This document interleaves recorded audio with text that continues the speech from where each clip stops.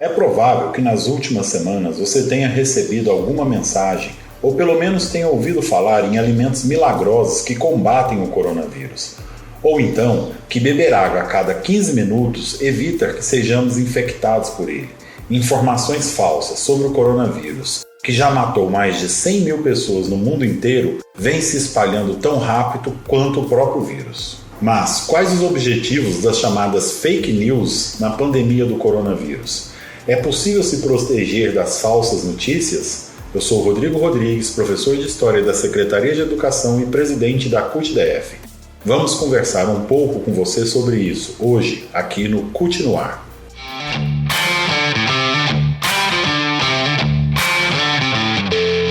Este é o CUT no Ar, um podcast semanal da CUT-DF.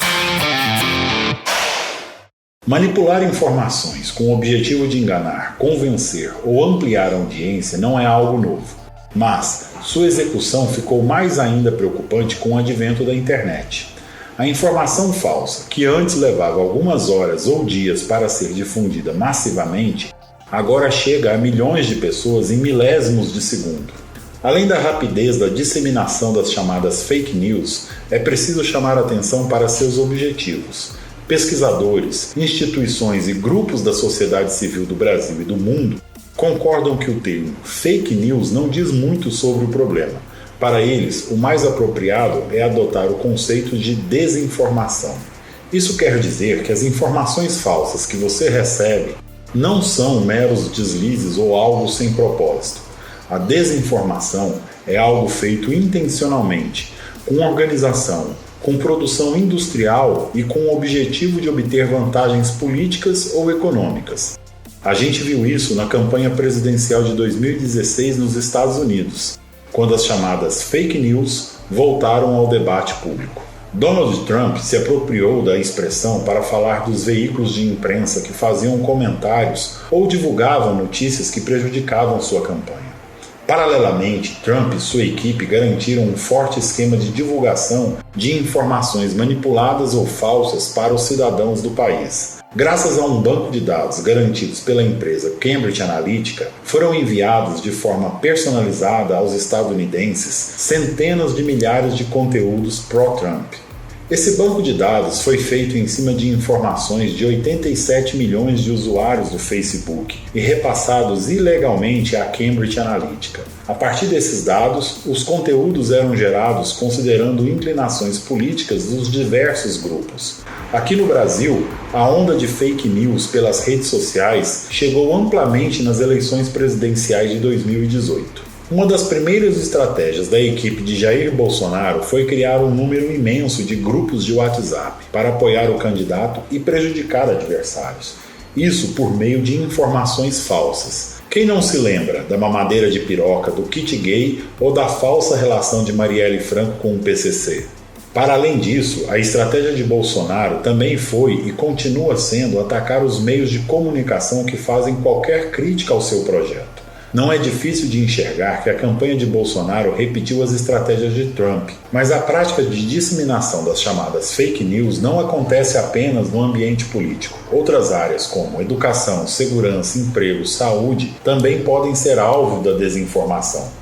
Para se ter ideia, segundo pesquisa realizada em 2019 pela ONG Havas, em parceria com a Sociedade Brasileira de Imunizações, 67% dos brasileiros acreditam em pelo menos uma notícia falsa sobre vacinação. Essas notícias chegam até a população principalmente pelas redes sociais. E se a manipulação da opinião pública para a eleição de chefes de governo já é uma verdadeira bomba, imagine agora diante de uma pandemia gerada pelo coronavírus. Não estamos mais falando sobre eleições, estamos falando de vidas. Agências de checagem de notícias e organizações que monitoram o fluxo de fake news constataram que com a chegada do coronavírus cresceu, e muito, o número de informações falsas divulgadas pelas redes sociais. Uma das fake news que circula pelas redes mostra um extrato da Caixa Econômica Federal com um crédito do auxílio emergencial de R$ 600 em uma conta que tem um saldo de mais de R$ 1 milhão.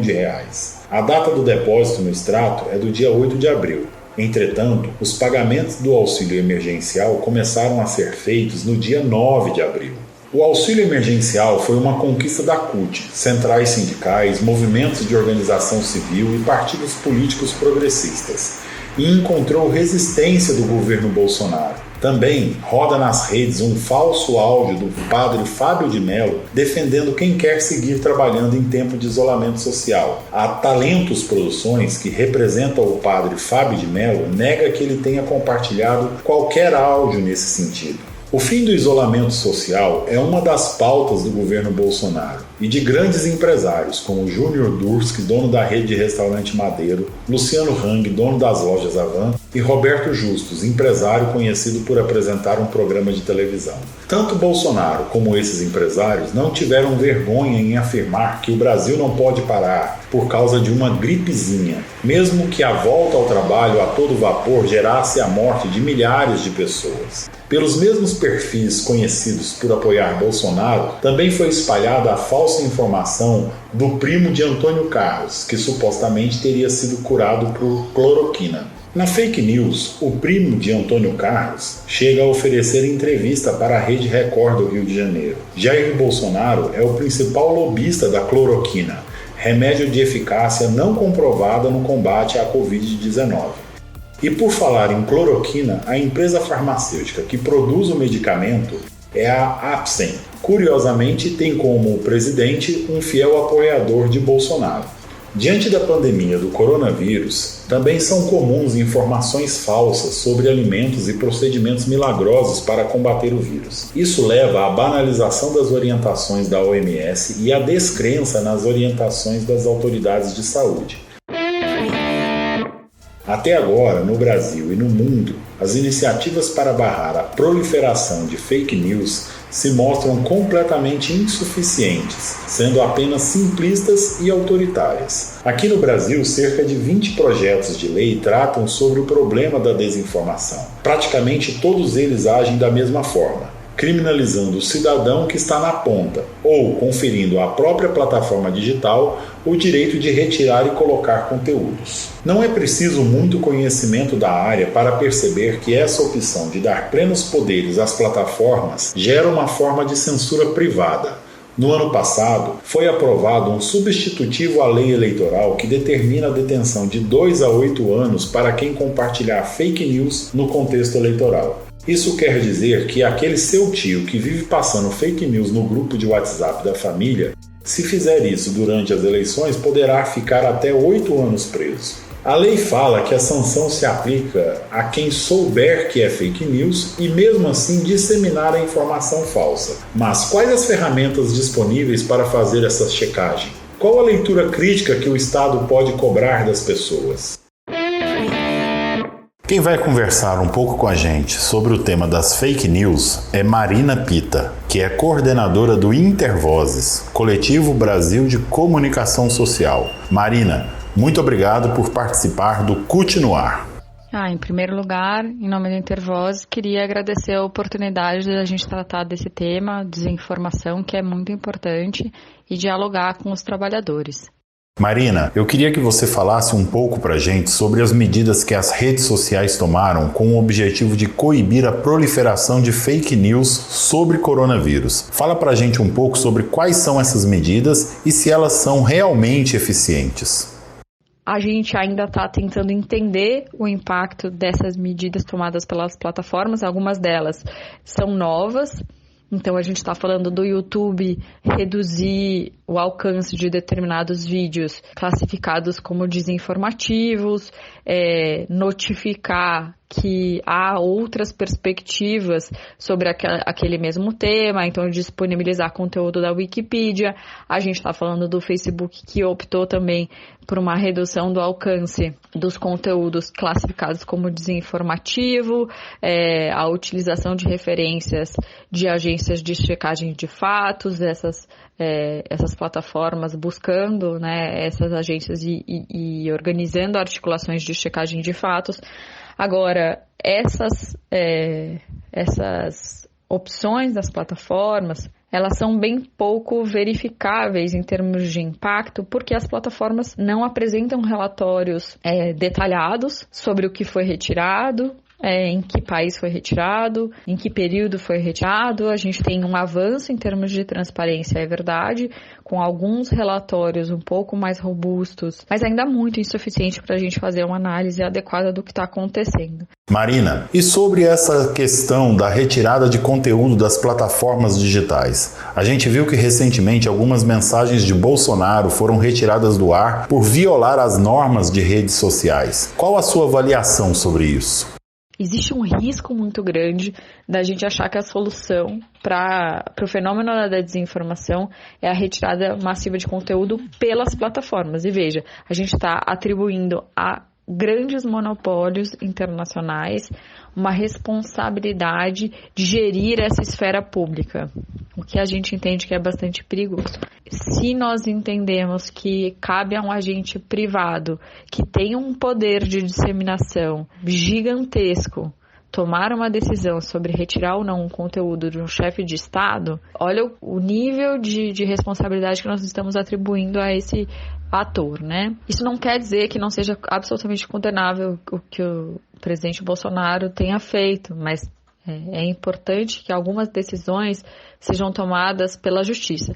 E aí, é claro, a gente precisa ponderar que a justiça brasileira está longe de ser aquela justiça dos sonhos, bastante aderente a uma Constituição baseada em direitos sociais, que vise a justiça. Então, é claro que também o sistema de justiça ele pode ser lento, ele pode ser moroso, ele pode ser pouco qualificado para as necessidades que nós temos hoje diante desse cenário de convergência digital. Mas a resposta talvez seja a gente qualificar o sistema de justiça e torná-lo mais célere para responder algumas demandas. Se de fato houvesse um esforço de investigação e um esforço da justiça de punir casos exemplares de tentativa de desvirtuação do debate público, talvez a gente não tivesse nessa mesma situação. Marina, muitíssimo obrigado por participar do CUT no Ar. Estamos indo para o final de mais um CUT no Ar e a gente não poderia encerrar esse programa sem abordar duas questões fundamentais. A primeira é que as chamadas fake news vão diretamente contra o direito à comunicação e à informação. A desinformação obstrui a construção do pensamento crítico, polariza a sociedade e impede a realização do debate público. Por isso, lutar contra a desinformação é também lutar em defesa da democracia. O segundo ponto é como a gente pode se resguardar das fake news. Para isso, seguem 8 dicas importantes. 1. Quando receber uma notícia sem fonte, não repasse. 2. Confira o conteúdo que você recebeu nas agências de checagem para saber se ele é realmente verdadeiro. 3. Desconfie se a notícia tiver muitos adjetivos, exageros, sensacionalismo ou se trouxer teoria da conspiração. 4. Não leia só o título da notícia que receber. 5.